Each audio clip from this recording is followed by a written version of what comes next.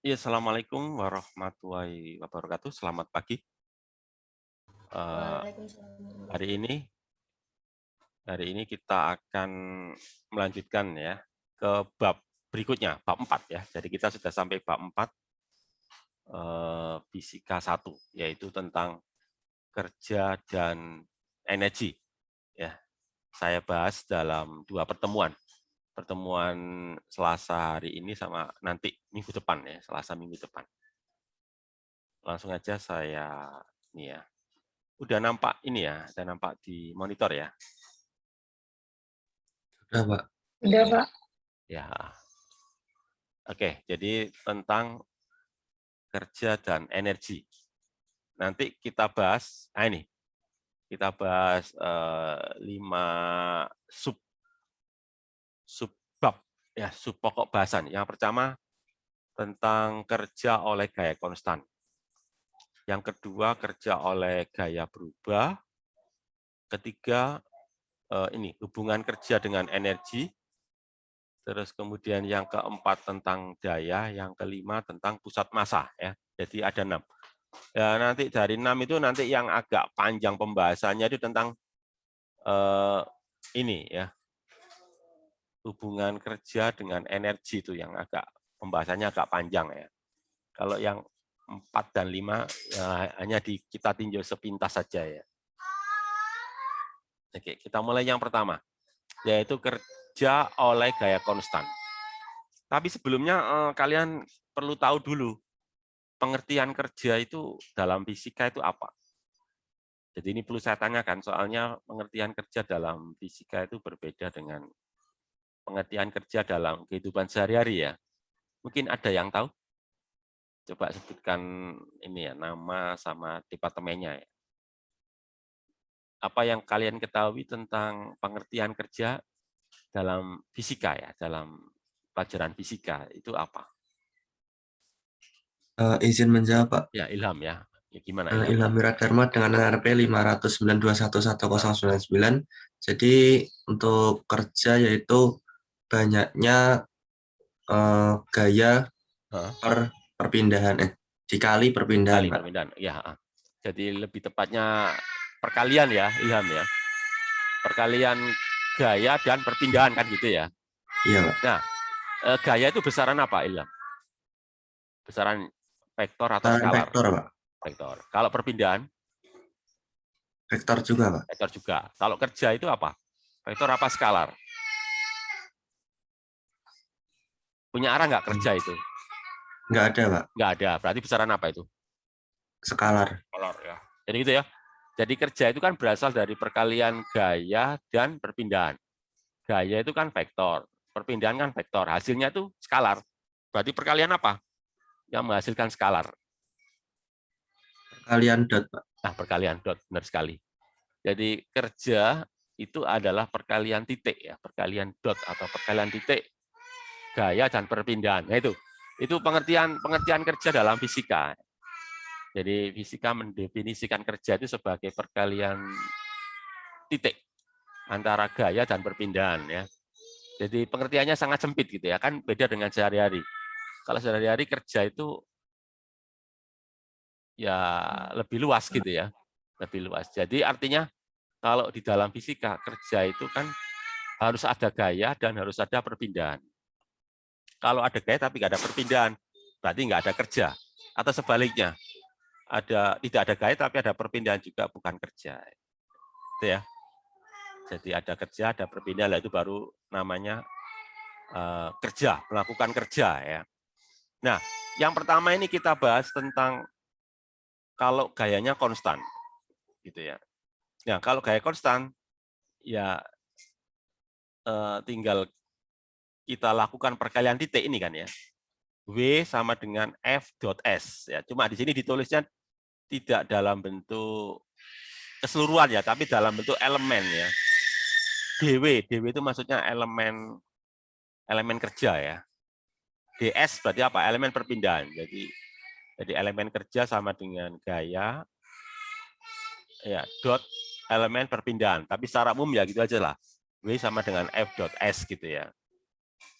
Nah itu. Jadi ini kalau gayanya konstan ya. Terus kemudian kalau gayanya searah ya tinggal kita kalikan aja besarnya F kalikan besarnya S. Besarnya ya. Tapi kalau gayanya tidak searah ya, membentuk sudut, maka nanti muncul kosinus kan, perkalian titik itu kan menghasilkan kosinus ya. Jadi nanti ya gitu. Jadi nanti W sama dengan F kali S kali cos theta ya. Itu kalau gayanya tidak searah gitu ya. Terus kalau masalah satuan, ya kalian sudah tahu kan satuan gaya Newton, satuan perpindahan meter. Jadi kalau gitu satuan kerja ya Newton kali meter. Nah, Newton kali meter itu ada satuan khusus namanya Joule. Jadi 1 Joule itu 1 Newton meter. Itu kalau pakai satuan MKS ya. Tapi kalau satuan yang lebih kecil, satuan CGS. Maka nanti satuan gaya kan Dyne. Ya. Kemudian satuan pergeseran, perpindahan itu sentimeter. Ya, sehingga nanti satuan kerjanya adalah Dyne sentimeter. Nah, itu ada nama lainnya, yaitu namanya arc. Jadi 1 arc itu sama dengan 1 Dyne kali 1 sentimeter. Gitu ya. Nah ini, sekarang kita lihat contoh perhitungannya ya. Contoh yang pertama ini, sebuah balok masanya 10 kg, dinaikkan dengan gaya, namanya gaya P yang warna merah ini ya. Gaya P warna merah ini, jajar bidang miring gitu ya. Sampai ke puncak sejauh 5 meter. Jadi B-nya ini 5 meter ya, pergeserannya 5 meter ya. Ya, jadi puncak ini tingginya 3 meter dari lantai ya, 3 meter ini ketinggiannya ya. Tingginya dari dasar bidang miring itu 3 meter. Andaikan permukaan bidang tanpa gesekan, berarti licin ya. Berapakah kerja yang harus dilakukan oleh gaya P untuk mendorong balok ke atas dengan kelajuan konstan? Ya, kelajuannya konstan. Berarti kecepatannya 0 gitu ya. Nah, pertanyaan saya itu ini, apakah gaya dan pergeserannya searah atau membentuk sudut? Apakah gaya dan pergeserannya atau perpindahannya ya? Apakah gaya dan perpindahannya itu searah atau membentuk sudut? Nah, ada yang bisa jawab. Membentuk sudut, Pak. Membentuk sudut. Sudutnya berapa? Sudut bidang miring ya? Iya, Pak. Nah, gini loh, perhatikan. Coba perhatikan gesernya ya. Gesernya kan ini kan sejajar bidang miring ya. D ini kan ya gesernya, pergeserannya ya. Perpindahannya ya. Gayanya bagaimana? Warna merah ini loh. Sejajar bidang miring atau enggak? Sejajar, Pak. Sejajar. Sejajar, Coba Pak. perhatikan. Gayanya sejajar bidang miring. Pergeserannya sejajar bidang miring enggak pergeserannya? Sejajar, Pak. Ya, berarti sudutnya berapa antara gaya sama perpindahannya? 0. 0.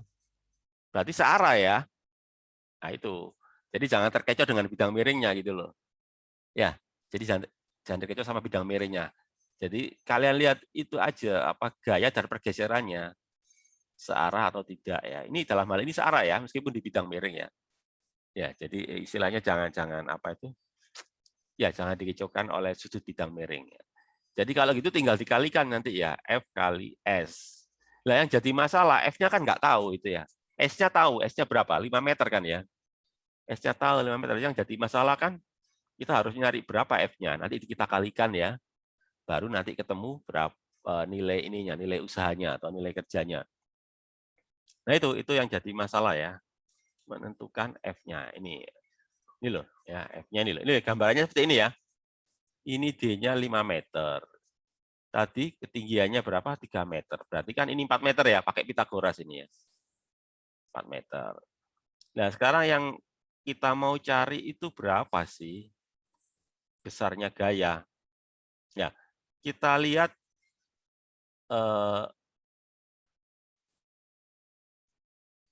ini, apa ini? Kita tinjau dulu ya. Balok yang berada pada bidang miring. Coba kalian perhatikan ya. Balok yang berada pada bidang miring itu ada gaya apa saja? Satu, gaya apa? Yang pertama. Gaya normal, Pak. Sebelum gaya normal itu pasti timbul apa dulu? Kayak Eksternal, berat. Pak. Gaya berat kan gitu ya. Ya, gaya berat dulu lah. Gaya normal itu kan yang kedua ya, benar. Gaya normal dulu. Gaya normalnya perlu diuraikan atau enggak?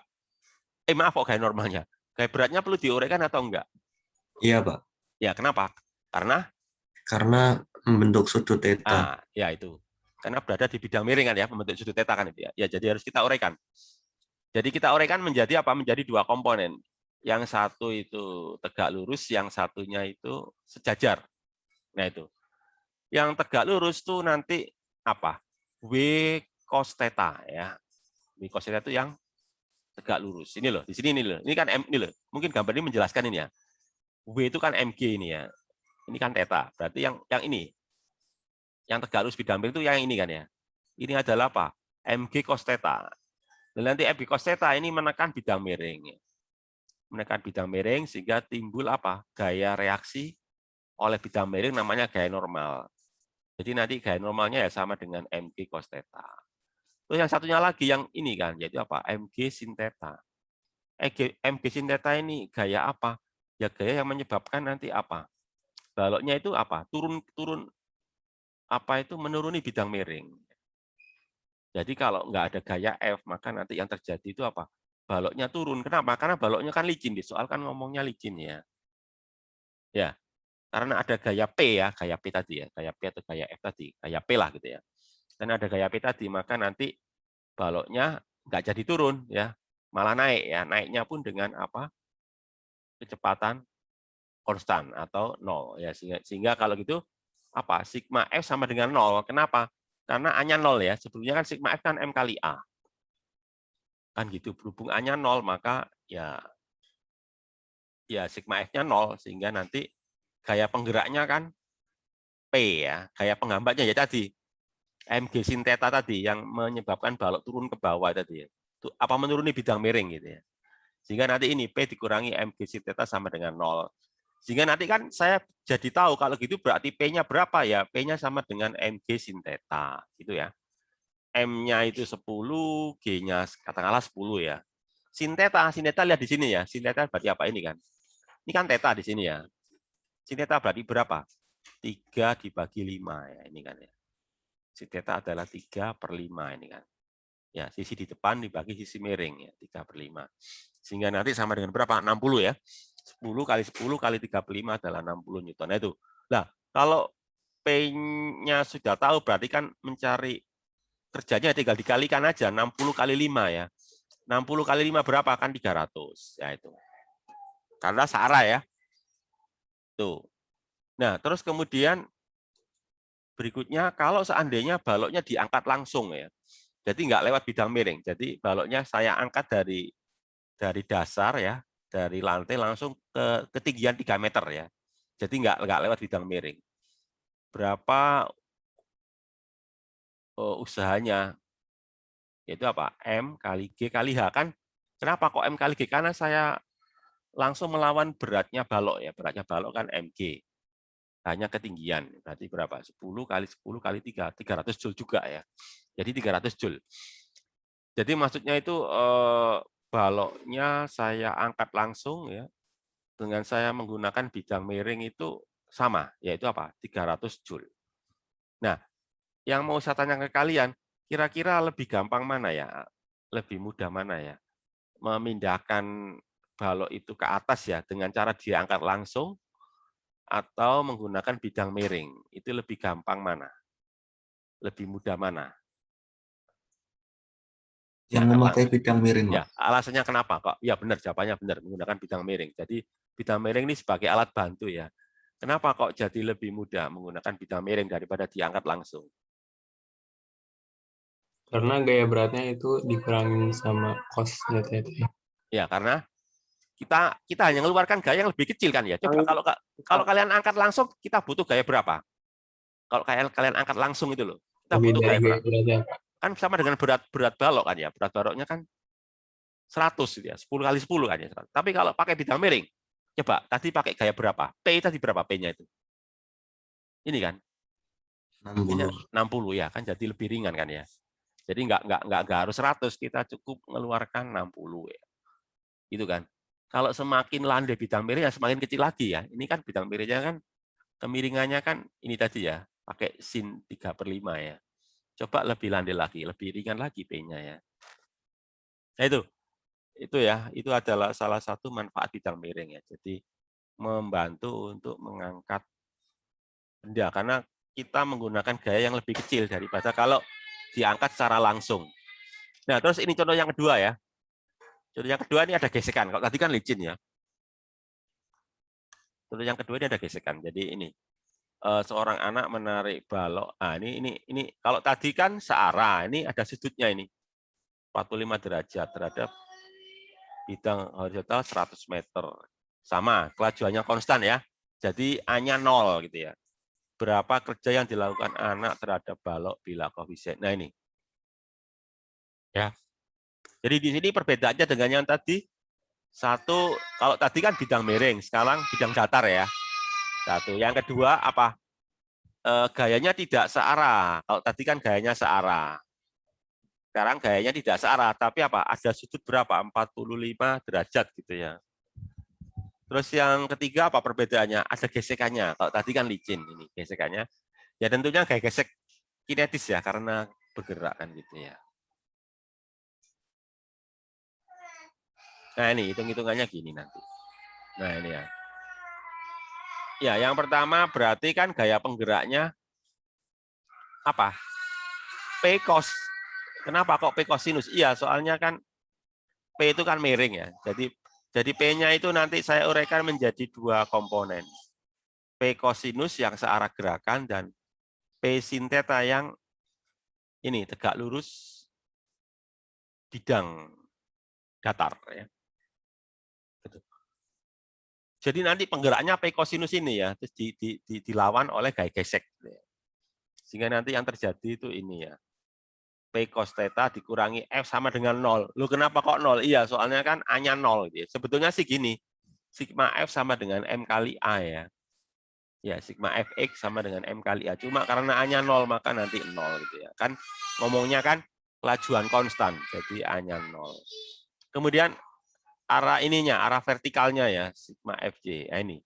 Arah vertikal kan ada gaya ke atas ini kan. Ada gaya ke atas P sin theta sama ada gaya ke atas N ya. Terus nanti dikurangi apa gaya ke bawah W kan sama dengan 0. Nah ini kan karena imbang ya. Jadi gaya ke atas dan gaya ke bawah itu imbang. Maka nanti apa? Sigma F-nya 0. Gaya ke atasnya adalah P sin theta ditambah N terus dikurangi W. W kan gaya ke bawah 0. Nah ini penting ya. Kenapa kok saya katakan penting? Iya soalnya kalau kalian nggak memperhatikan ini, nanti kalian biasanya kebiasaan itu ya, nulisnya itu apa? N sama dengan W. Nah, itu salah. Jadi untuk kasus seperti ini, N tidak sama dengan W. Tapi N sama dengan apa? Lihat di sini ya. Kalau gitu N sama dengan apa? N sama dengan W dikurangi P sin theta. Itu ya, itu penting ya. Soalnya nanti itu digunakan untuk menghitung gaya gesek ya. Kalian tahu gaya gesek itu kan ini, W sama dengan apa? Maaf, kok W, F ya. Gaya gesek adalah apa? F sama dengan mu K kali N. Nah ini yang penting. Biasanya kalau kalian nggak jeli, N-nya langsung kalian ganti W. Salah itu ya. Di sini N tidak sama dengan W, tapi N sama dengan apa? W dikurangi P sin theta. Nah itu ya. Nah, setelah itu tahu, masukkan nilai F ke persamaan pertama tadi ini ya. Jadi nanti P cos theta dikurangi F, F-nya adalah mu K kali N, N-nya adalah apa? W dikurangi P sin theta. Sehingga nanti dari situ kita nanti akan mendapatkan ya, setelah P-nya saya kumpulkan ya, P-nya saya jadikan 1, nanti jadi ini. P sama dengan ini kan. Mu K kalikan W per cos theta plus mu K sin theta. Ini ya. Ini adalah gayanya ya. Nah, berhubung gayanya ini membentuk sudut, maka nanti ya ini P kali D ada muncul cos theta. Cos theta-nya cos 45 ya. Nah, itu sehingga nanti setelah dihitung nanti ketemu ya. Dari persamaan pertama ini kita dapatkan berapa itu P-nya ya? 117,87 Newton ya. D-nya tadi 100 meter ya dari soal. Lalu cos theta cos 45 derajat. Cos 45 derajat adalah 0,707. Sehingga nanti jawabannya ini ya, 8.333 lah ya, 8.300-an ya, Joule. Nah kalau gayanya konstan ya. Jadi udah yang subbab pertama selesai. Sekarang yang ini subbab kedua yaitu kalau Bertanya, gayanya Pak. ya silakan Tegar ya. Berarti kalau menghitung gaya di sebuah benda itu dianu ya Pak ya, apa namanya, dihitung per sumbunya ya Pak ya, kayak di sumbu X ini berapa, di sumbu Y itu Ya, berapa. itu masalahnya kan gini Tegar ya. Itu kan ada gaya gesek ya. Jadi Heeh. masalah kan itu. Kalau tadi sih nggak masalah, kalau nggak ada gaya gesek nggak masalah kan. Misalkan licin itu mungkin nggak ada masalah. Jadi kalau misalkan licin kan kalian nggak perlu pakai sigma FY sama dengan 0 kan itu ya. Kenapa kok begitu? Soalnya kan ada gaya gesek. Gaya gesek itu kan nanti apa? Mu K kali N. Lah N-nya itu kan penting gitu. Ya, apakah N sama dengan W atau N tidak sama dengan W kan itu. Masalahnya di situ loh. Sebetulnya sih nggak harus Tegar, nggak harus pakai sigma FY ya. Cukup sigma FE sama dengan cuma yang jadi masalah di sini ada F gaya gesek. Sementara F sendiri kan bergantung sama gaya normal. Gaya normal kan gaya yang arah Y itu loh. Masalahnya di situ. Jadi kalau ada gaya gesek ya kita harus menggunakan yang sumbu ini, sumbu apa itu, sumbu vertikalnya. Tapi kalau nggak ada gaya gesek cukup sumbu arah geraknya saja, yaitu sumbu X-nya aja gitu. Jadi masalahnya di situ itu Tegar ya. Dan juga yang lain ya. Jadi di sini kenapa sih kok harus pakai sigma FY? Karena saya butuh N-nya sama dengan apa gitu ya. Kan tidak selalu N sama dengan W gitu ya. Nah, itu ya. Itu jawaban saya ya Tegar ya. Ada lagi yang lain? Atau Tegar ada pertanyaan lanjutan lagi Tegar? Sudah cukup jelas Pak. Cukup ya. Oke ya. Jadi gitu masalahnya ya. Nah, kalau enggak ada saya lanjutkan ini tadi ya yang subbab berikutnya yaitu kalau gayanya berubah. Nah ini. Jadi kalau gayanya berubah maka saya harus membagi lintasannya ya, atau lebih tepatnya perpindahannya itu dalam sejumlah perpindahan yang kecil-kecil. Ya, jadi seperti di sini kan pergeserannya ya kan, saya bagi menjadi berapa ini? 6 ya, 6 elemen ya, jadi 6 elemen pergeseran atau 6 elemen perpindahan. Kenapa kok harus saya bagi menjadi kecil-kecil begitu? Ya alasannya itu karena gayanya nggak konstan. Dengan cara membagi itu diharapkan gaya pada bagian-bagian elemen tadi itu konstan. Meskipun nggak konstan sebetulnya sih nggak konstan. Cuma boleh kita anggap konstan. Kenapa? Karena perubahannya kecil ya. Jadi kalau perpindahannya besar kan perubahan gayanya besar gitu ya. Tapi kalau saya bagi-bagi menjadi elemen-elemen kecil, maka nanti perubahan gayanya kan kecil ya. Sehingga boleh saya anggap konstan. Nah, gitu loh ceritanya gitu ya. Kenapa kok harus saya bagi menjadi banyak elemen pergeseran ya. Itu supaya apa? Supaya dalam setiap elemen pergeseran itu gayanya itu konstan. Nah, kalau gaya konstan kan saya boleh gunakan rumus tadi apa? F kali delta X ya atau apa? Gaya kali pergeserannya ya, gaya kali ya itu ya. Jadi itu. Jadi kalau gayanya nggak konstan ya kita harus membaginya menjadi banyak elemen. Terus kita hitung usaha pada setiap elemen ya. Jadi kalau misalkan di sini ada 6 elemen, jadi kita harus di setiap elemen itu saya harus menghitung kerjanya atau usahanya. Kemudian hasilnya saya jumlahkan ya. Nah, nanti ini saya jumlahkan semua ya. Jadi misalnya ini ya. Usaha pada elemen 1, usaha pada elemen 2, sampai usaha pada elemen yang terakhir, yang ke N ya. Lalu ini kita jumlahkan ya. Atau kalau diganti ya nanti gini. Pokoknya intinya ya ini penjumlahan dari perkalian ini. Perkalian apa? F kali delta X ya. F itu kan gayanya pada setiap elemen. Delta X adalah panjang elemennya ya. Untuk setiap elemen. Nah itu. Jadi prinsipnya itu kalau gayanya nggak konstan ya kita harus membaginya menjadi banyak elemen. Nah idealnya elemennya harus sangat banyak. Soalnya kalau elemennya sedikit kan nanti perubahan gayanya nanti kan masih terlalu besar ya supaya perubahan gayanya itu terlihat kecil sekali, maka idealnya harus cukup banyak. Atau kalau bahasa matematikanya ini kan ya, bahasa matematikanya itu ini elemennya itu apa itu mendekati nol ya, atau banyaknya elemen menjadi banyak sekali atau tak terhingga gitu ya. Jadi idealnya supaya hitungannya itu akurat, maka elemennya harus sekecil mungkin, atau dengan kata lain apa? Banyaknya elemen harus sebanyak mungkin gitu ya. Jadi harus menggunakan elemen yang sangat banyak sekali, atau kalau istilah matematikanya apa? Tak terhingga ya. Nah itu. Sehingga kalau dituliskan dalam istilah matematika menjadi limit ya, limit n itu banyaknya elemen ya. Jadi harus menggunakan elemen yang banyaknya tak hingga. Nah itu tidak lain adalah integral ya. Jadi integral itu kan limit penjumlahan sigma untuk banyaknya elemen yang tak terhingga banyak. Nah, itu ya.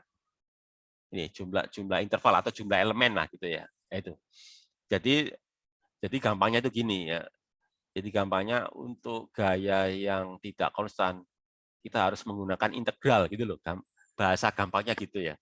Kalau konstan kan langsung dikalikan ya. Gaya kali perpindahan. Tapi kalau gayanya nggak konstan ya kita harus menggunakan apa? Integral gaya dengan perpindahannya itu. Ya, dengan elemen perpindahannya itu integralnya dari X1 sampai X2. X1 itu posisi awal, X2 itu posisi akhir gitu. Nah, sebagai contoh ya. Oh, sudah ya ini ya. Nggak ada contohnya ini ya. Ya, sepertinya udah. Langsung masuk ke energi sekarang ya. Masuk topik yang ketiga ya. Yaitu kaitan usaha sama energi. Kita mulai yang pertama itu apa? Energi kinetik. Jadi energi yang pertama. Apa sih energi kinetik itu ya? Energi kinetik adalah energi yang dimiliki oleh benda yang bergerak. Kan kalian udah tahu ya di SMP ya. Energi kinetik sama dengan apa? Di SMP dulu. Di SMP sudah dikasih tahu ya. Energi kinetik benda itu apa? Setengah mv kuadrat gitu ya. Nah, itu dari mana itu?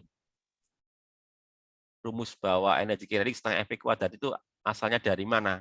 Nah, itu yang mungkin kalian belum tahu ya. Itu ya dari rumus usaha yang saya bahas barusan ya. Usaha itu kan F kali S ya, F dot S ya. Kalau konstan ya kayaknya. Kalau nggak konstan kan integral ya. Integral F dot ds. Nah, itu nanti kita coba gunakan yang inilah. Pakai integral ya. Kalau pakai integral berarti anggapannya apa? Gayanya nggak konstan ya. Ini kan. Integral ini kan F ds. Ya. Sepertinya ini gayanya konstan ya kalau seperti ini ya. Kan F sama dengan M kali A gitu ya. Tapi ya enggak apa-apa. Jadi gini, integral itu boleh digunakan baik oleh gaya tidak konstan maupun gaya konstan, enggak masalah ya. Gaya konstan pun bisa menggunakan integral. Ya. Cuma biasanya orang menghindari integral kan langsung dikalikan gitu ya. Integral baru digunakan kalau gayanya enggak konstan, tapi pada dasarnya baik gaya konstan maupun tidak itu bisa menggunakan integral ya. Seperti ini contohnya ya. Ini kan pakai integral ini ya. Meskipun F-nya ini konstan. Kita tahu F sama dengan M kali A ini ya, hukum 2 Newton, terus A-nya diuraikan. A itu kan percepatan. Percepatan itu kan apa? Turunan dari kecepatan ya. Nah, ini kan. dV per dt. Ya, lalu ini tuker ya. dV per dt tuker menjadi apa? Antara dV dan ds ya. Tuker apa? Tuker untuk dibagi T-nya ya. Kalau yang pertama tadi kan yang dibagi T kan dV ya, dV per dt. Sekarang menjadi ini, ds per dt. Nah, selanjutnya ini, ds per dt itu apa sih? ds, s itu kan pergeseran ya, perpindahan ya. Perpindahan per waktu, berarti kan apa? Kecepatan ya. Nah itu. Jadi nanti jadinya gini, m dv kali v, soalnya v itu kan ds per dt ya. Atau bisa kita tulis ini nanti, mv dv ya. V itu dari ds per dt. Nah ini kan. Ini integral ya. Jadi integral mv dv. M-nya konstan ya. M-nya konstan berarti bisa kita taruh di depan ya, di depannya integral. Sehingga nanti Yang tersisa tinggal ini integral dari VdV. Integral VdV itu apa? Kalau di matematika itu apa? Integral X dx itu apa? Integralnya X dx itu apa? Setengah X kuadrat, Pak. Setengah X kuadrat, benar sekali. Jadi kalau itu integralnya VdV berarti apa? Setengah V kuadrat ya. Nah ini. Jadi nanti M integral VdV sama dengan apa? M setengah V kuadrat atau apa? Setengah V kuadrat. Nah ini ya. Nah ini. Jadi asalnya dari situ. Jadi sebenarnya rumus energi kinetik itu ya berasal dari rumus usaha ya. Ya lanjut. Nah ini baru ada contoh soalnya ya. Contoh soalnya itu ini ya. Ini gayanya nggak konstan ya, harus pakai integral ini. Ini gayanya ini kan, jadi balok masanya 40 kg. Ya. Terus di permukaan yang licin ya, tanpa gesekan. Ya. Terus ada gayanya 60 T. Lah ini kan gayanya nggak konstan. Kenapa? Kan bergantung sama waktu ini ya. Jadi ada T. Jadi maksudnya itu kalau T-nya 0 itu gayanya 40 Newton gitu ya. Kalau T-nya 1 berarti gayanya 100 gitu. Kalau T-nya 2 berarti gayanya berapa? Ya 60 kali 2, 120 tambah 160 ya Newton. Nah itu jadi gayanya berubah-ubah bergantung sama nilai waktunya ya. Nah, terus tanyanya apa ini? Berapa perubahan energi kinetik setelah 4 detik? Ya, jadi kita hitung dulu ini ya. Untuk menjawab ini kan saya harus nyari apa ini? Kan energi kinetik tadi ya. Tadi energi kinetik kan apa? Setengah mv kuadrat ya. M-nya tahu, yang nggak tahu itu apa V. Jadi saya perlu tahu apa V awal dan V setelah 4 detik gitu ya. Tapi di sini yang diketahui itu gaya. Dari gaya kan saya bisa ngitung percepatan ya. Jadi itu yaitu pakai hukum 2 Newton ya. Jadi percepatan F dibagi M. 60T dibagi 40 lah ini. Ini adalah percepatan. Nah, dari percepatan saya nanti bisa ngitung kecepatan. Bagaimana caranya? Kita integralkan. Jadi gini loh. Kalau di bab 2 yang sebelumnya ya, pada waktu kita bahas bab 2 itu kan kita ini misalkan diketahui posisi ya. Posisi benda diketahui. Bagaimana menentukan kecepatan benda? Ya kita lakukan apa? Turunan dari posisi kan itu ya, diferensial dari posisi. Jadi kalau X diketahui, kalau tanya kecepatan ya tinggal apa? dx per dt ya, turunan dari posisi. Kalau ditanyakan lagi percepatan bagaimana? Ya saya turunkan lagi. Ya, jadi A itu apa? dv per dt, turunan dari kecepatan ya. Jadi maksudnya itu kalau diketahui posisi, tanya kecepatan, turunkan 1 kali. Kalau ditanyakan lagi kecepatan, turunkan 2 kali. Ya. Turunkan sekali lagi, menjadi 2 kali turunan. Kan itu. Nah ini, kalau ini kebalikannya ya. Jadi yang diketahui justru percepatan. Kalau diketahui percepatan, tanya kecepatan bagaimana? Ya kebalikan dari turunan ya. Kebalikan dari turunan apa? Dari turunan. Kan diferensial ya. Kok terus diferensial? Apa? Integral gitu ya. Nah itu. Ya integral. Jadi saya integralkan. Jadi gini maksud saya, kalau kalau diketahui percepatan ya, kalau diketahui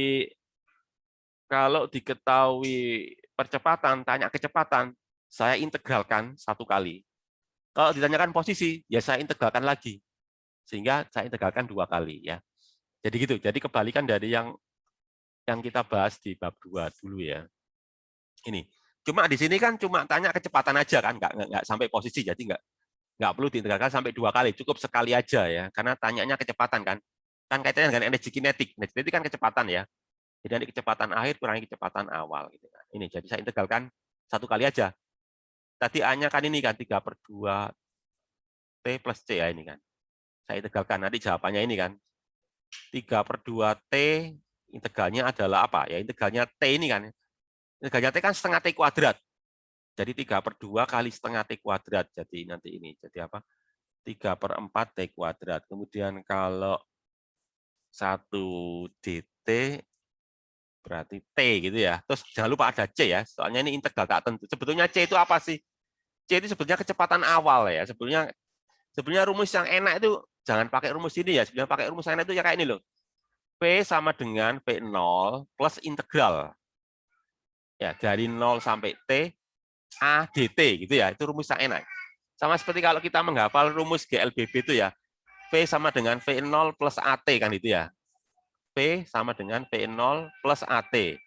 Nah, berhubung A-nya nggak konstan, maka tidak boleh kita kalikan, tapi harus kita gunakan integral. Jadi integral ADT gitu ya. Nah, itu. Jadi sebenarnya rumus yang enak itu ini V sama dengan V0 plus integral ADT. A-nya dari apa? Integralnya dari 0 sampai T ya. Dari saat T0 sampai T akhir gitu ya. Ya, jadi kalau nggak pakai itu nanti muncul C. C itu apa? C itu ya kecepatan awal kan gitu ya. Konstantanya kecepatan awal ya, ini kan T sama dengan 0. Ya. Jadi pada saat T-nya 0, V-nya 0. Loh, kenapa kok 0? Soalnya diam kan dia ngomong ini. Mula-mula diam ya. Kecepatan diam dengan kecepatan 0. Sehingga nanti akibatnya C-nya 0 kan itu ya. Soalnya kecepatan awalnya 0 kan itu. Sehingga nanti kecepatannya jadi ini V3/4 T kuadrat plus T. Soalnya C-nya 0 ya. Lalu kita masukkan. Pada saat T-nya 0 kan 0 ya, sudah tadi ya, ini kan. Sekarang kalau T-nya 4 detik, berarti berapa? Nah, ini kan, masukkan ke sini ya. 3/4, 4 kuadrat plus 4. Nanti sama dengan 16 gitu ya. Sama dengan 16. Sehingga nanti T sama dengan 0. Ya, V2, ini V2-nya ya, 16. Sehingga nanti perubahan energi kinetiknya ya ini kan, setengah M V2 kuadrat dikurangi setengah M V1 0. V1 kuadrat. V1-nya kan 0. V2-nya kan ini kan berapa? 16 ya. Sehingga nanti ketemu ini kan 5.120 Joule. Itu ya. Itu adalah contoh soal menghitung energi kinetik ya. Terus energi yang berikutnya ya, setelah energi kinetik itu adalah energi potensial. Nah ini. Jadi apa itu energi potensial? Energi potensial itu adalah energi yang dimiliki sebuah benda karena berada pada posisi tertentu. Ya, jadi gini. Jadi sebelum kita membahas energi potensial, sebetulnya ada bahasan lebih dulu, yaitu tentang gaya konservatif. Sebetulnya begitu ya. Soalnya energi potensial ini berkaitan dengan gaya konservatif. Jadi syarat munculnya energi potensial itu harus ada gaya konservatif dulu. Apa itu gaya konservatif? Nah, mungkin dibahas di berikutnya ini.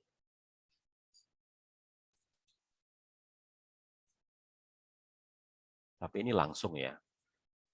Oke lah, jadi gini. Jadi berkaitan dengan gaya konservatif. Gaya konservatif itu ini loh. Mungkin ini menjelaskan ini ya. Ini ya, ini adalah usaha oleh gaya konservatif. Ini saya beri contoh ya. Dalam hal ini gaya konservatifnya itu gaya gravitasi bumi ya. Jadi contoh yang pertama itu apa? Gaya gravitasi bumi ini ya. Jadi ini balok. Ada balok bermassa M ya. Saya jatuhkan dari ketinggian H. Kita mau ngitung berapa usaha oleh gaya berat atau gaya gravitasi ini. Jawabannya apa? M kali G kali H. M kali G itu kan gayanya ya, gaya berat. Terus pergeserannya kan H. Ya, berarti kerjanya kan gaya kali pergeserannya. Jadi MGH. Oke. Ini ya, ini MGH. Kemudian yang kedua apa? Bidang miring ya.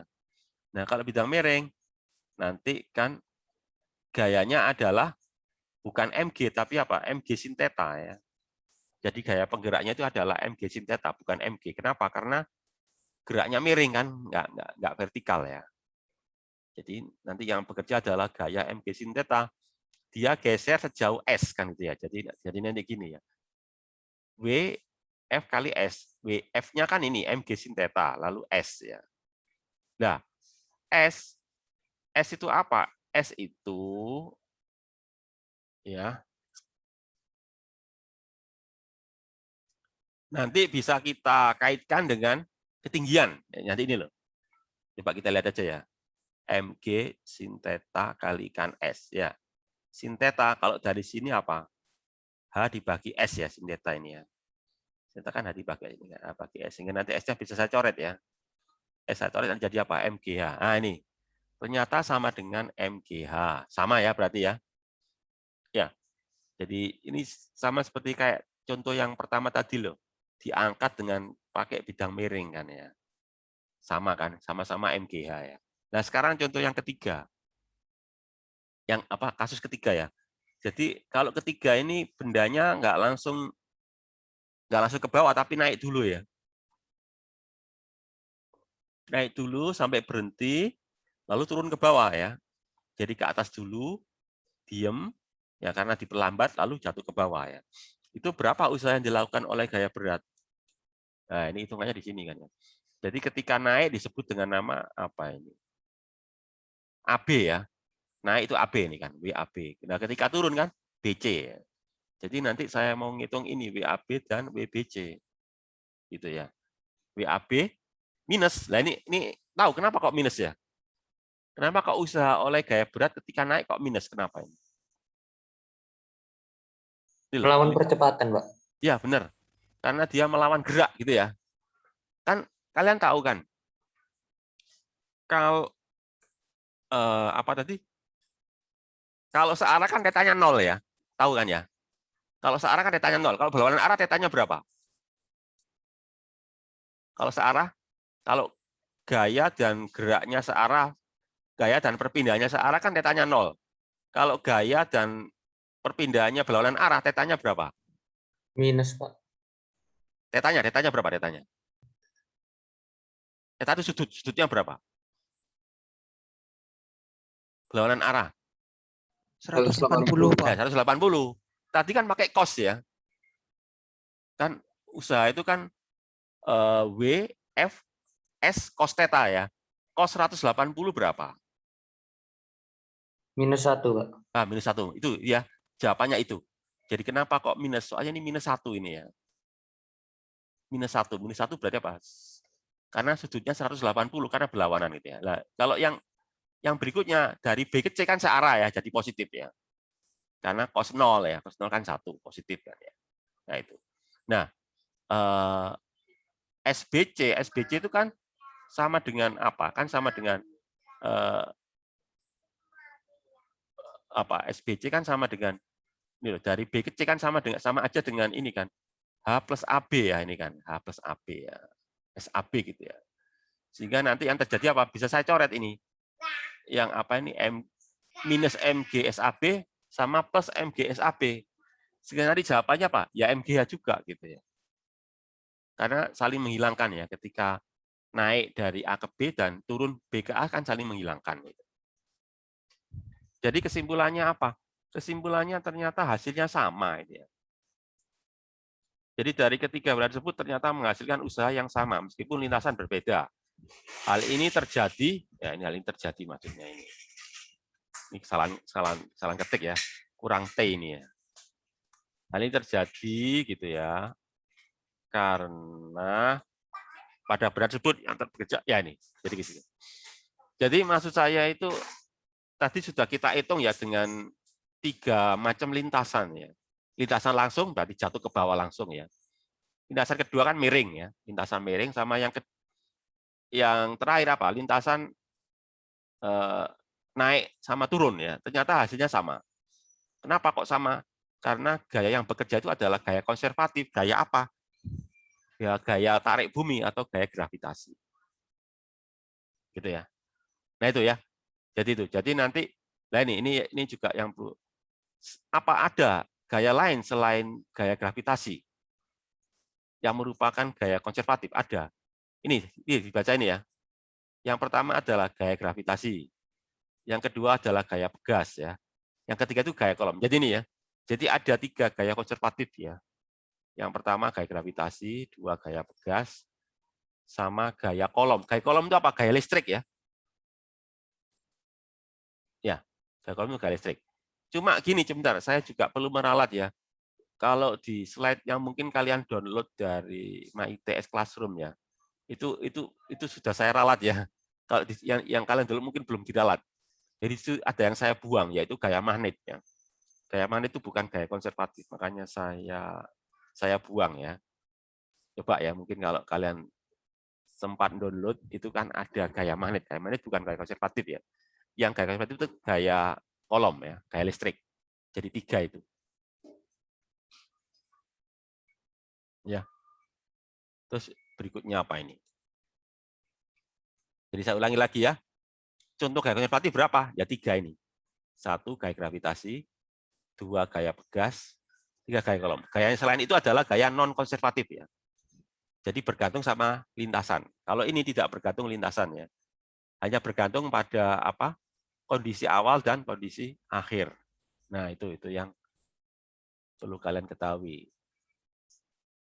Kemudian yang ini apa ini? Gaya konservatif itu sama dengan minus gradien energi potensial. Nah, ini ya.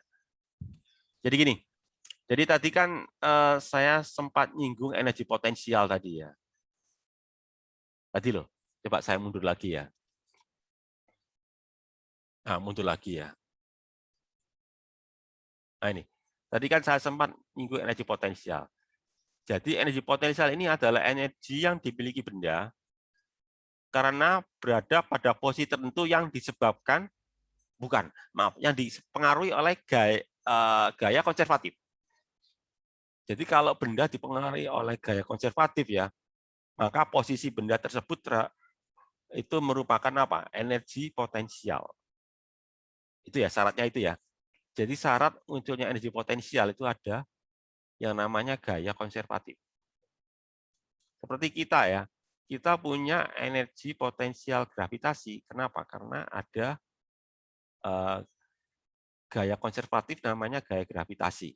Nah, gitu ya. Nanti ada lagi namanya apa? Gaya pegas ya.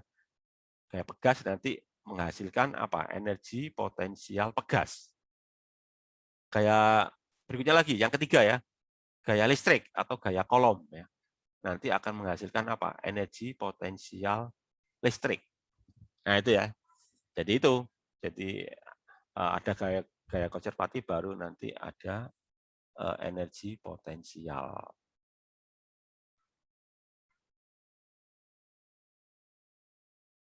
Oke ya, terus lanjut. Berikutnya apa? Nah, berikutnya adalah usaha oleh gaya non-konservatif. Sebentar, kok tadi usaha oleh gaya konservatif ya?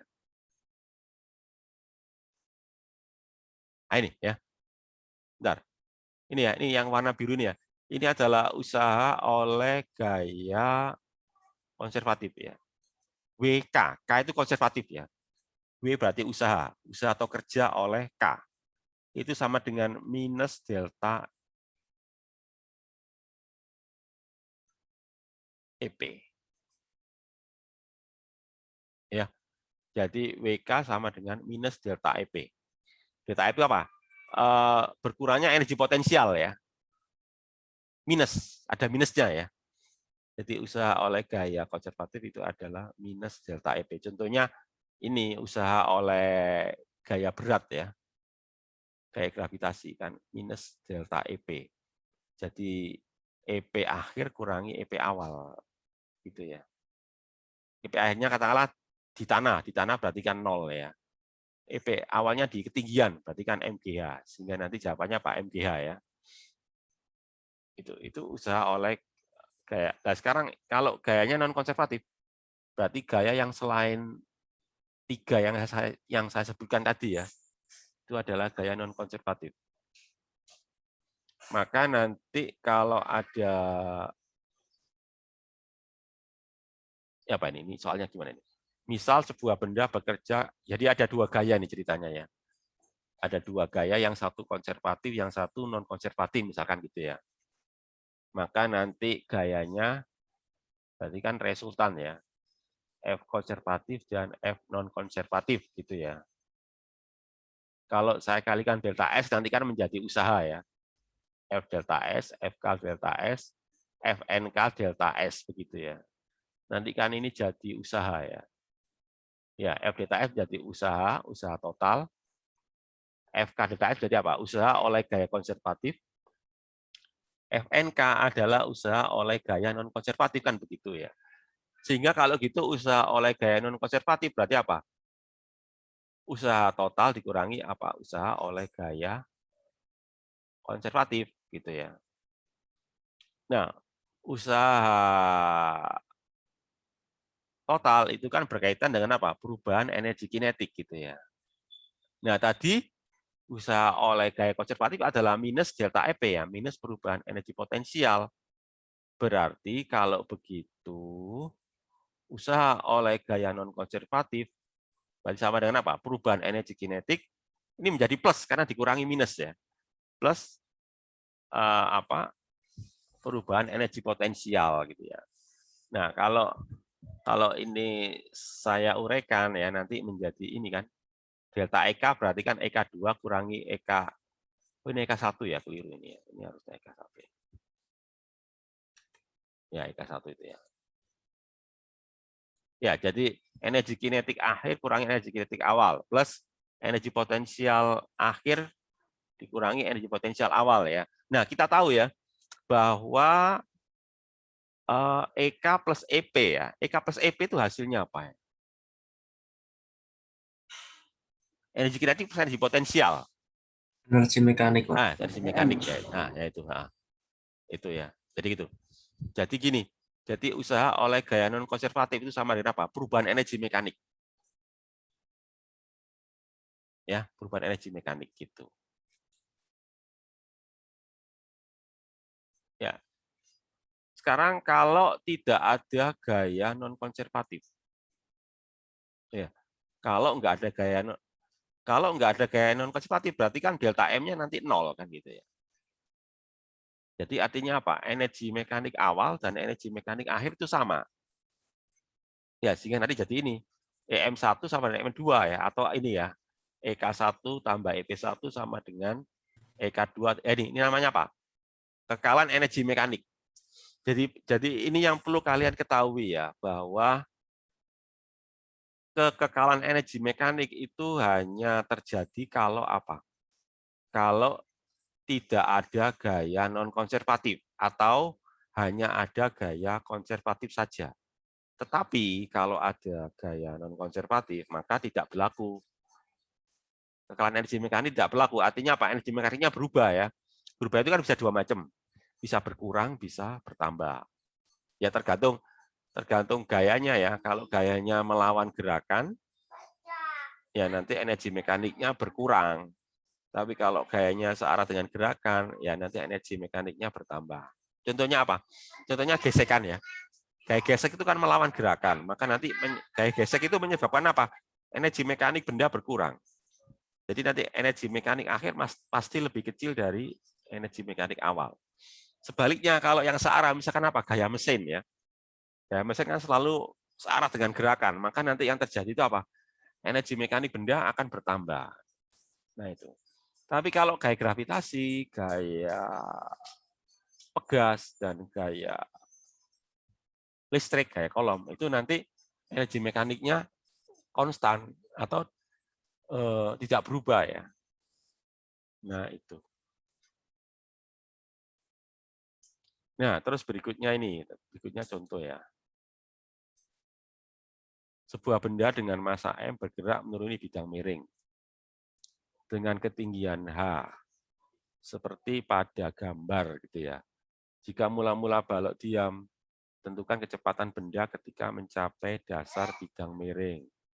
Jika bidang miring licin. Nah ini, kalau bidang miring licin berarti kan nggak ada gesekan ya. Kalau nggak ada gesekan berarti kan hanya ada gaya apa? Gaya gravitasi kan. Gaya gravitasi kan gaya konservatif ya. Berarti artinya apa? Untuk yang A ya, yaitu kalau bidang miring licin, itu nanti akan berlaku apa? Kekalahan energi mekanik. Nah itu. Sementara kalau bidang miringnya kasar, nanti nggak akan berlaku kekalahan energi mekanik. Gitu. Ya, energi mekaniknya berkena, ya pasti berkurang karena ada gesekan ya. Gesekan kan melawan gerakan. Nah ini penyelesaiannya ini. Nah, ini. Yang pertama ya, bidang miring licin, makanya nih kan. WNK 0 ya karena nggak ada gaya non konservatif ya. Licin kan, ada gesekan 0. Sehingga nanti ini berlaku ini kan kekalahan energi mekanik kan ya. EK2 dikurangi EK1, EP2 0 kan itu ya. Ya, sehingga nanti kan awalnya itu bendanya itu kan diam. Berarti apa? Energi kinetik awalnya 0. Ya, tapi energi potensial gravitasinya ada ya. Nah, ketika dia berada di bawah terjadi sebaliknya. Yaitu apa? Energi potensialnya yang 0 gitu ya. Ya, energi kinetiknya ya ada gitu ya. Sehingga nanti dari situ nanti jadinya ini kan nanti gini ya. Setengah MV2 kuadrat sama dengan MGH. Berarti kalau gitu apa? V2 akar 2GH. Nah itu ya. Ini bisa kita gunakan apa? Kekalahan energi mekanik ini. Nah, sebaliknya untuk yang B kita nggak boleh menggunakan kekalahan energi mekanik. Kenapa? Karena ada gesekan ya. Sehingga nanti kita gunakan rumus itu tadi bahwa WNK, W oleh gaya non konservatif sama dengan apa? Delta EM ya. Delta EM itu berarti kan apa? Delta EK plus delta EP. Delta EK-nya kan ini, EK2 kurangi EK1.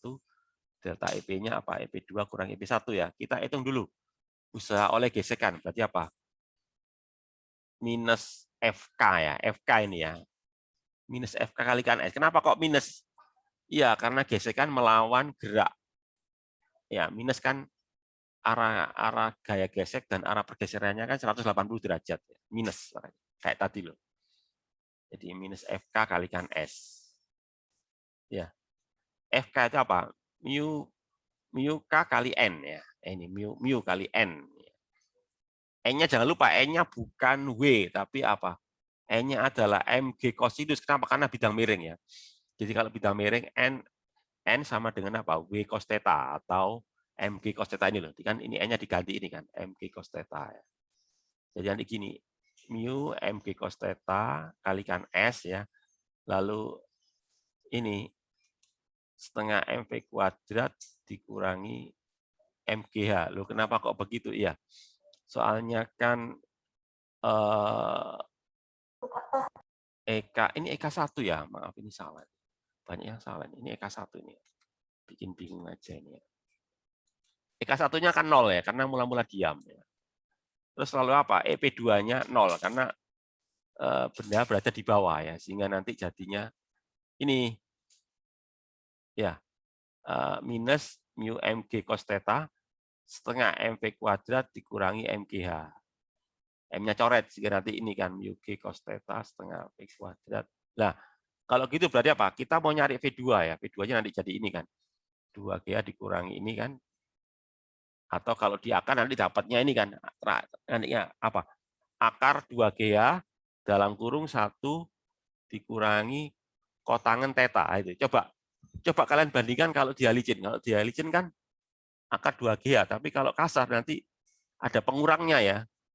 Pengurangnya ya ini 2GH mu kotangen theta. Nah, dikurangi. Berarti artinya apa? Kecepatannya jadi lebih rendah ya. Jadi karena ada gesekan maka nanti kecepatan ketika sampai di dasar bidang miring menjadi lebih kecil ya. Karena energinya dihabiskan oleh gaya gesek menjadi energi panas, energi kalor. Kan gesekan menghasilkan panas gitu ya. Nah, terus berikutnya contoh yang keempat ya. Ini sebetulnya nah, kalau ini berarti kan hanya ada gaya konservatif saja ya. Jadi gini, seorang mahasiswa menjatuhkan sebuah buku bermasa 2 kg. Buku tersebut ditangkap oleh temannya berada di tanah pada gambar berapa ya. Jadi anggap aja ini nggak ada gesekan ya, nggak ada gesekan udara ya. Jadi berarti apa? Jatuh bebas ya. Jadi bebas berarti kan pengaruh apa? Pengaruh gravitasi. Sementara gravitasi kan gaya konservatif sehingga nanti ya ini WNK-nya 0 karena gaya konservatifnya saja ya. Jadi nggak ada gaya non konservatif ya. Sehingga nanti berlaku apa? Ya kekalahan energi mekanik ya. Sehingga nanti jadi kayak tadi akar 2GH. Akar 2GH-nya itu apa? Hanya itu kan ini ya. Dia dibesar kurangi di kecil kan. Dibesar kan dari tanah. Sementara ketinggian saat ditangkap kan di kecil ya. Jadi hanya itu adalah D besar kurangi D kecil gitu ya. Itu yang contoh 4. Ya, tinggal dimasukkan aja. Ya, G-nya 10, ya, D besarnya di berapa? 10 meter. Tinggi orangnya berapa? Tinggi orangnya 1,5 ya. 1,5 ya. 1,5 meter. Berarti kan 10 kurangi 1,5 meter ya. Nah, itu akar 2G ada. Hanya D besar kurangi D kecil. Oke. Terus berikutnya energi potensi. Ya ini. Berikutnya kita bahas gaya konservatif yang kedua, gaya pegas ya. Nanti yang akan menghasilkan apa? Energi potensial pegas. Nah, seperti yang udah kalian tahu ya, mungkin di SMP ya. Energi potensial pegas itu bagaimana? Kalau energi potensial gravitasi kan MGH ya. Kalau energi potensial pegas itu gimana? Di SMP dulu ya. Setengah KX. Nah, setengah KX apa? KX atau kuadrat? Kuadrat, Pak. Kuadrat ini kan ya ini. Jadi energi potensial pegas setengah KX kuadrat dari mana itu? Ya bisa kita hitung dari apa itu? Rumus usaha ya. Rumus usaha itu kan integral ya. Integral F ds. F-nya itu KX gitu ya. F-nya itu KX. S-nya itu dx. Jadi sama artinya dengan apa? Integral KX dx. Atau apa?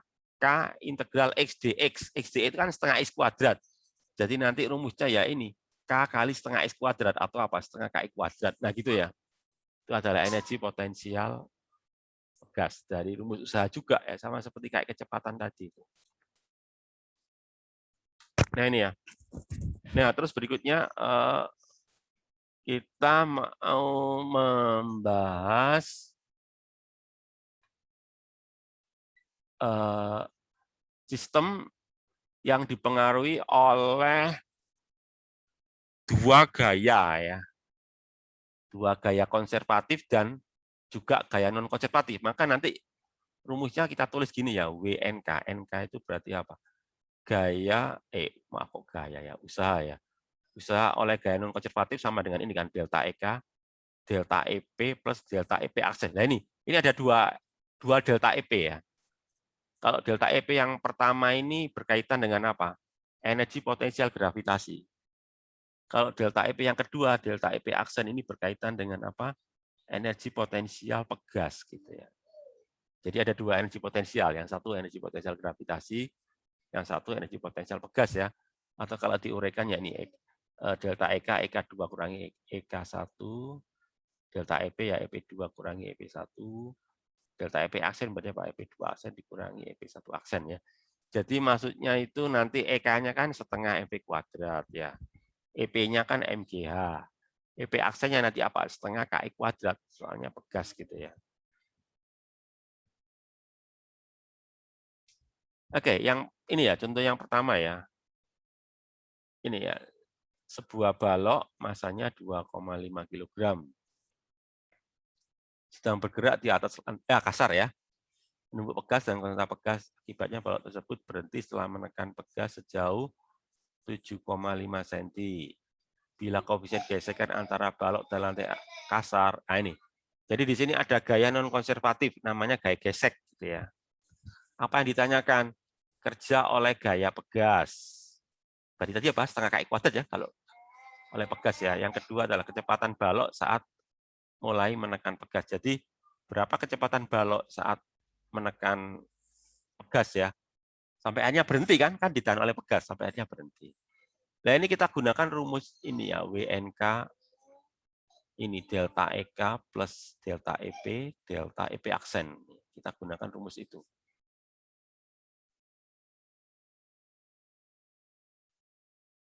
Ya.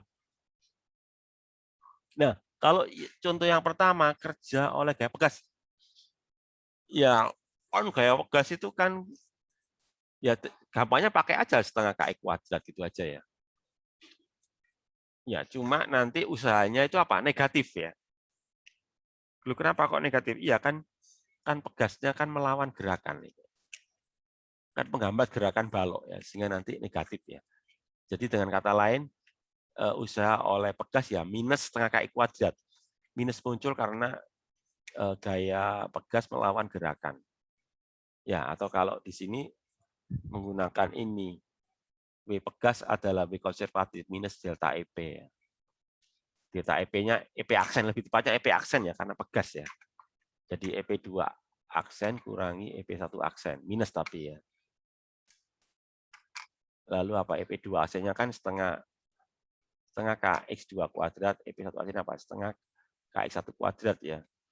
Nah, X1-nya kan 0 karena Pegasnya dalam posisi setimbang ya.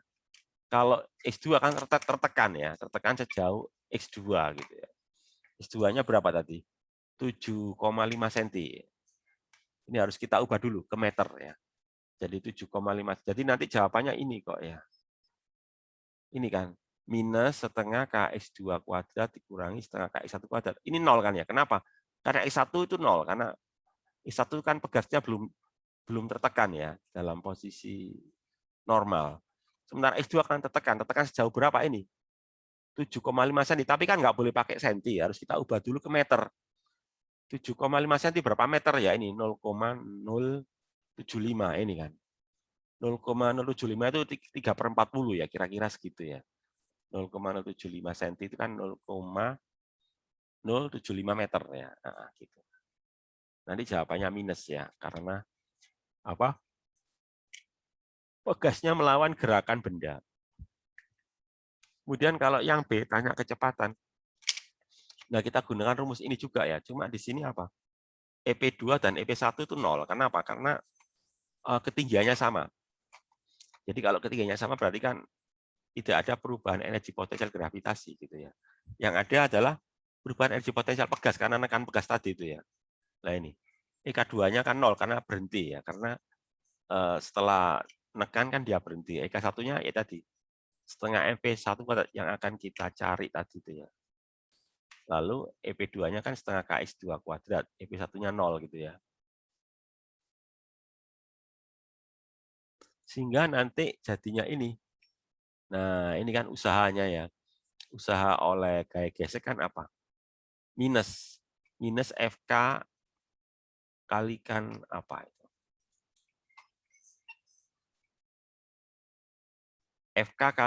FK kalikan S ya. FK kalikan F. FK-nya itu kan ini mu K MG ya, mu K N, N-nya MG ya.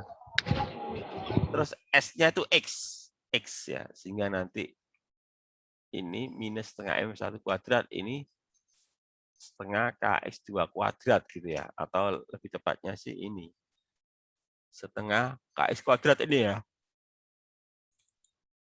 Bentar, saya benarkan aja dulu ya. Ini nggak usah pakai S2 ya, setengah ini aja sih. Ini saja sih sepertinya sih. Ini sebenarnya gimana nih? Pokoknya ini X gitu ya. Waduh, nggak bisa ya.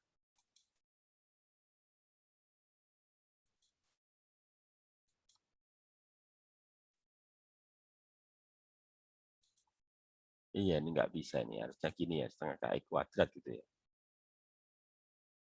Ya, jadi X-nya ini X kuadrat yang benar ini ya.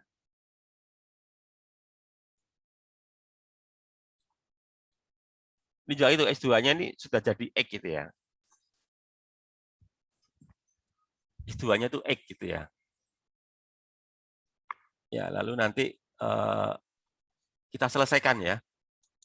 Jadi persamaan ini kita selesaikan gitu ya. Ya, kita selesaikan sehingga nanti menjadi apa? Persamaan kuadrat kan gitu ya. Kenapa? Karena ada setengah KX kuadrat sama ada X ini ya. Nah, persamaan kuadrat kita selesaikan pakai apa? Ini pakai rumus ini ya. Rumus persamaan kuadrat, rumus ABC ini ya, ini kan. Ya, min B plus minus B kuadrat. Ini nyari apa sih? Oh, nyari V1. Oh, nyari V1 ya nggak perlu ya, tinggal mindahin aja ya. Tak pikir nyari X-nya, ternyata enggak. X-nya udah tahu dari soal ya. Iya, ternyata nyari V1-nya. Ya, jadi nggak perlu pakai rumus ABC ya, soalnya tak pikir tadi nyari X-nya. Ternyata X-nya diketahui dari soal ya. Ternyata yang ditanyakan adalah V1-nya. Ya udah, V1-nya tinggal kita pindah-pindah aja ya. Nah, nanti V1-nya nanti tahu ini kan. Nyari ini loh V1-nya ya. Kan X-nya udah tahu dari soal berapa tadi, 0,0 ya 75 meter. Soalnya kan di soal tadi ngomongnya 7,5 cm, berarti 0,075 meter. Pakai satuan meter ya. Sehingga nanti dapatnya ini 1,046 meter. Nah itu ya. Terus kemudian contoh berikutnya. Nah kalau contoh yang kedua, ini gerakannya ada 2 tahap ya. Kalau tadi kan 1 tahap ya. 1 tahap dalam posisi kasar. Nah kalau ini, tahap pertamanya sama kayak soal tadi, cuma licin. Lalu ada tahap sebelumnya lagi ya, ketika kasar. Jadi ada 2 gerakan ini. Jadi sebelum menekan pegas itu lantainya kasar, ketika menekan pegas lantainya licin. Ya. Gitu. Sehingga nanti kita analisanya menjadi 2 tahapan ya, yaitu gerak dari A ke B ini kan. Dari A ke B yang kasar, lalu B ke C saat menekan bidang miring, saat menekan pegas yaitu licin gitu ya. Nah, ini kita hitung dulu gerakan dari A ke B gitu ya. Kalau dari A ke B kan ini ya. Ini sama kayak tadi, delta EP-nya 0 ya. Kenapa? Karena tidak ada perubahan ketinggian, karena berada di bidang datar ya. Yang ada ini, energi pegasnya. Energi pegasnya pun juga 0. Kenapa? Karena pegasnya belum tertekan ya. Jadi ketika gerakan dari A kan pegas belum tertekan. Ketika nyampe B pegasnya juga tertekan, cuma mau ya, mulai ditekan ya, karena mulai nempel ke pegas ya. Jadi EP1 aksen 0 ya, EP2 aksen juga 0 karena baru nempel ya, baru nempel pegas. Sehingga nanti yang terjadi adalah ini setengah ini apa itu? Setengah MVB kuadrat kurangi setengah MVA kuadrat gitu ya. Terus kan ada gesekan karena kasar ya, FGS, FG kan mu K kali N, N-nya sama dengan MG, ya. Ya SD itu ya ini jarak dari A ke B ini tadi ya.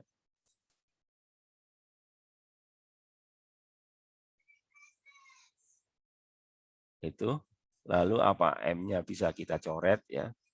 Sehingga nanti jadinya ini nanti 2 mu KG kalikan D, D itu ini ya, pergeserannya ini tadi ya. Di pergeserannya ya, atau nanti VB, kalau tanya VB ini kan ya. V0 dikurangi, ya ini ya. Ini. Jadi terjadi pengurangan kecepatan ya. Karena lantainya kasar ya. Jadi kalau lantainya licin kan tetap V0. Berhubung lantainya kasar, maka nanti terjadi pengurangan kecepatan, yaitu apa? V0 kuadrat dikurangi 2 mu KGD di akar ya. Jadi nanti kecepatannya jadi lebih kecil dari V0 karena lantainya kasar. Terus kemudian, mana tadi? Tadi ini ya. Nah ini ya, tadi ini ya, coba. Berikutnya ini ya. Nah, berikutnya ini ya. Kemudian yang berikutnya ya, itu adalah dari B ke C. Nah, kalau dari B ke C ini licin ya, berarti hanya ada gaya pegas atau gaya konservatif saja. Jadi nanti berlaku kelahan energi mekanik ini karena licin ya. Atau kalau pakai rumus tadi ya gini, WNK ini kan. Ya ini delta EP-nya 0 karena tidak naik, tidak turun ya. Jadi yang ada hanya apa? Delta EP aksen karena pegasnya dari tidak tertekan menjadi tertekan aja. Ini jadi nanti ini ya. Terus delta EK-nya dari bergerak menjadi diam kan ini ya. Jadi dari bergerak menjadi diam. Kalau delta EP-nya dari 0 menjadi 0 karena tidak naik, tidak turun ya. karena bidang datar. Lalu ini EPC-nya kan setengah KI kuadrat, EPB-nya kan 0 kan ya, karena baru mulai tertekan. Sehingga nanti dari situ kita bisa ngitung berapa X-nya. Ya ini tinggal dipindah-pindah aja ya, berarti nanti setengahnya bisa kita coret, berarti nanti ini PB-nya kita masukkan ya, PB sama dengan apa tadi? Tadi PB sama dengan ini tadi ya. Tadi dari soal PB sama dengan ini kan, akar V0 kuadrat ditambah itu dimasukkan ke situ, sehingga nanti jadinya ini kan, ini kan. PB-nya diganti itu, nanti jadinya ini kan.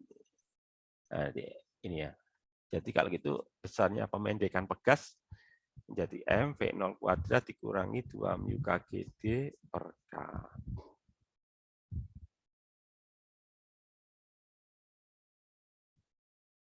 Itu ya. Nah, terus contoh yang ketiga.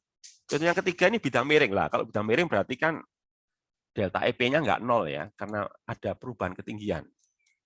Yang ketiga ini mana? Nah, ini. Ya, contoh yang ketiga kan gitu ya. Jadi ada sebuah balok bermasa 3,2 kg ya.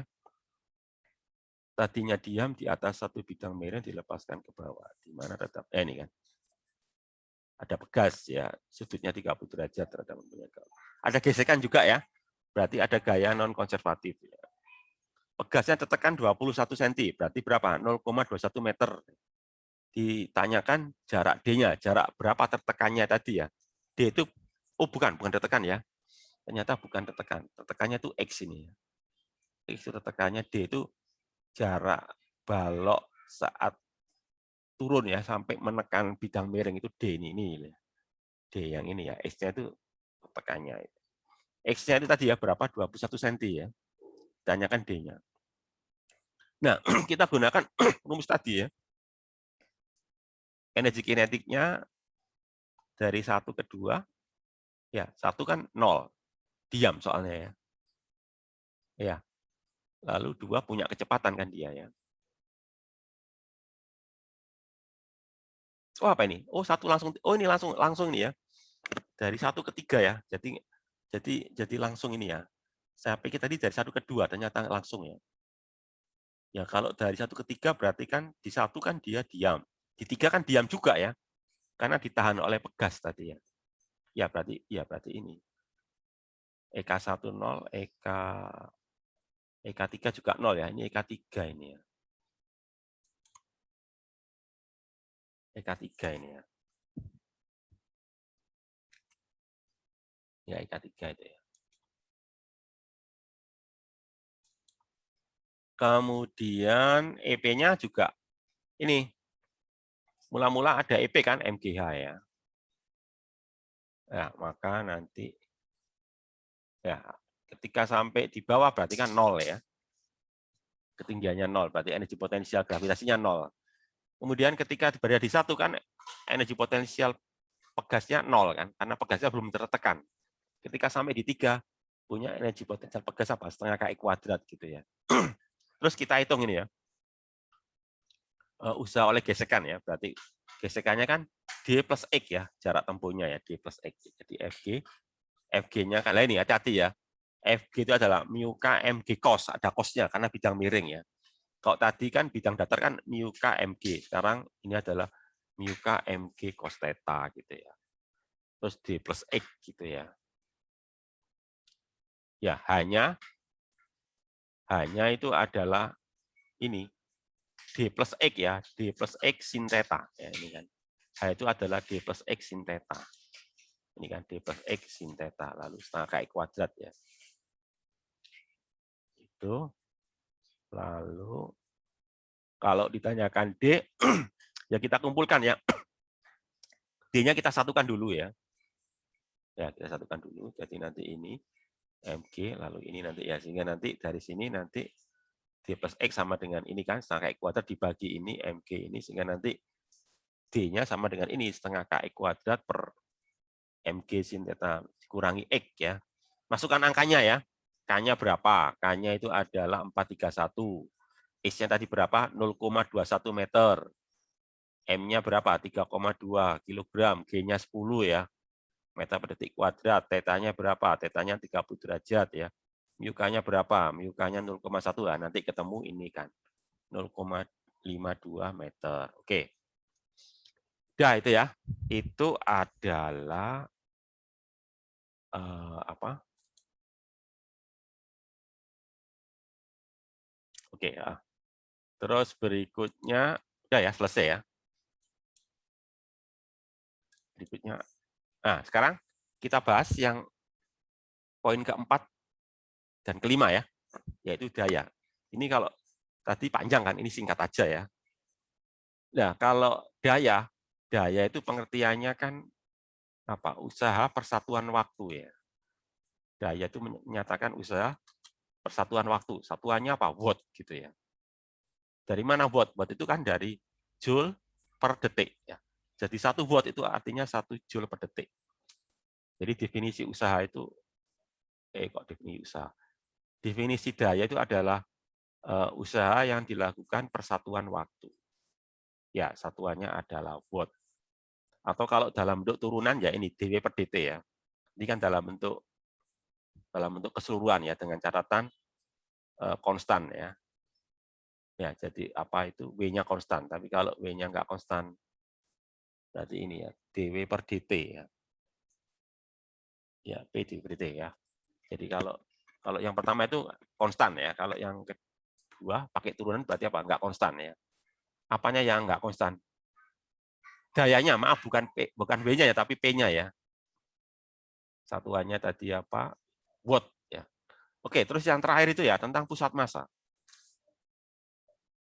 Yang terakhir ini ya. Tentang pusat massa. Apa sih pusat massa itu? Pusat massa itu adalah pusat dari massa benda. Ya. Jadi titik pusat dari massa benda. Jadi setiap benda itu ada sebuah titik yang menjadi pusatnya. Pusat kesetimbangannya lah gitu ya, atau pusat-pusat bendanya. Nah, yang perlu kalian ketahui berkaitan dengan pusat itu berkaitan dengan letak dari pusat benda. Nah, ini ada pertanyaan menarik yang ingin saya tanyakan ke kalian, yaitu gini. Apakah pusat benda itu selalu berada di dalam benda? Apakah titik pusat dari sebuah benda itu selalu berada di dalam bendanya? Kira-kira jawabannya apa ya?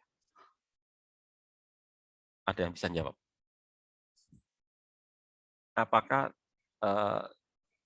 titik pusat benda itu berada di dalam benda? Iya, Pak. Ya, selalu ya. Iya, Pak. Nah, ini saya kasih contoh ya. Kalau misalkan bendanya bola, iya benar ya. Kan bendanya berupa bola, misalkan bola apa ya? Misalkan bola besi kan ya. Kan pusatnya berada di dalam bolanya. Kalau misalkan bendanya berupa donat ya. Katakanlah donat ya, donat roti berupa donat itu ya. Apakah pusatnya donat, titik pusat dari donat itu berada di dalam donatnya?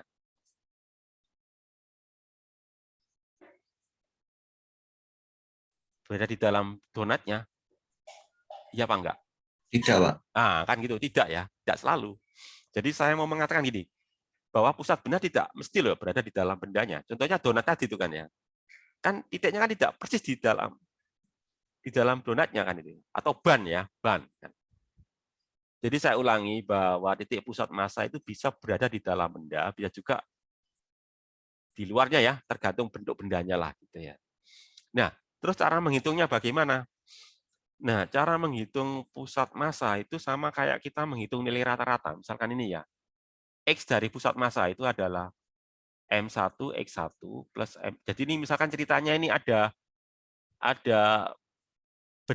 bendanya itu berupa sistem partikel ya. Coba ini namanya sistem partikel. Jadi gini loh. Nanti di fisika itu biasanya kita membahas dua hal ya. Yang pertama itu sistem partikel, yang kedua itu benda. Ini perlu saya jelaskan dulu ya sebelum bahas ke sini. Sistem partikel itu apa? Sistem partikel itu adalah susunan titik-titik ya, yang antara titik satu dan titik yang lainnya itu terpisah-pisah. Contohnya ini, misalkan di gambar ini kan, ini kan ada 3 titik ya, titik 1, titik 2, titik 3, kan mereka terpisah. Itu namanya sistem partikel. Jadi kumpulan titik ya, yang antar titik satu dan titik yang lain terpisah, itu namanya sistem partikel. Nah, yang satunya lagi namanya benda. Bedanya apa? Kalau sistem partikel itu diskrit itu artinya terpisah-pisah. Jadi istilah matematikanya itu diskrit ya. Diskrit artinya terpisah ya. Bahasa matematika terpisah itu diskrit. Terpecah-pecah, terpisah-pisah. Kalau tersambung namanya kontinu. Jadi kalau benda itu kontinu. Jadi saya ulangi ya.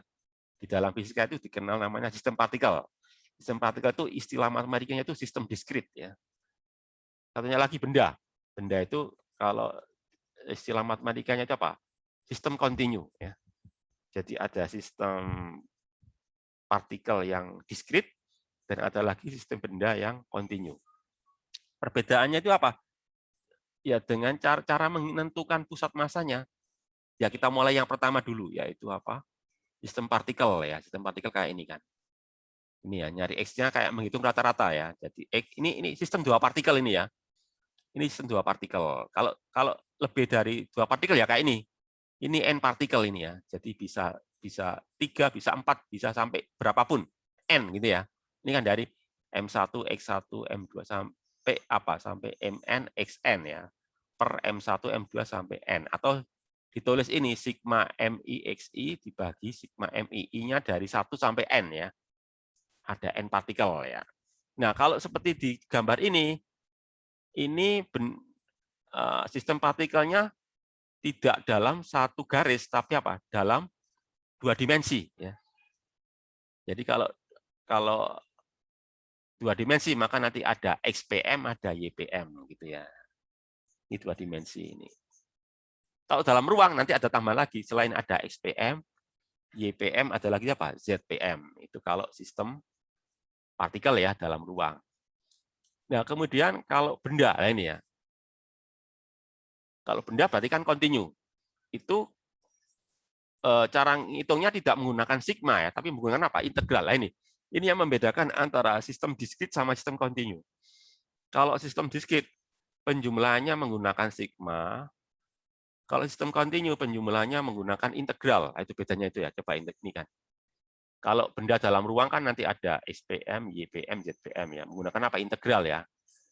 Untuk X ya ini integral XDM per integral DM. Untuk Y integral YDM per integral DM ya. Untuk Z ZDM per DM itu ya. Itu nanti integral DM itu M besar itu massa total ya. Massa total berarti kan integral DM-nya itu ya. Itu tentang cuma ini sekedar apa ini kayaknya sekedar disampaikan aja ya, nggak ada contoh soalnya ini ya. Sekedar disampaikan aja ini ya. Sekedar membahas konsepnya ya. Ya oke.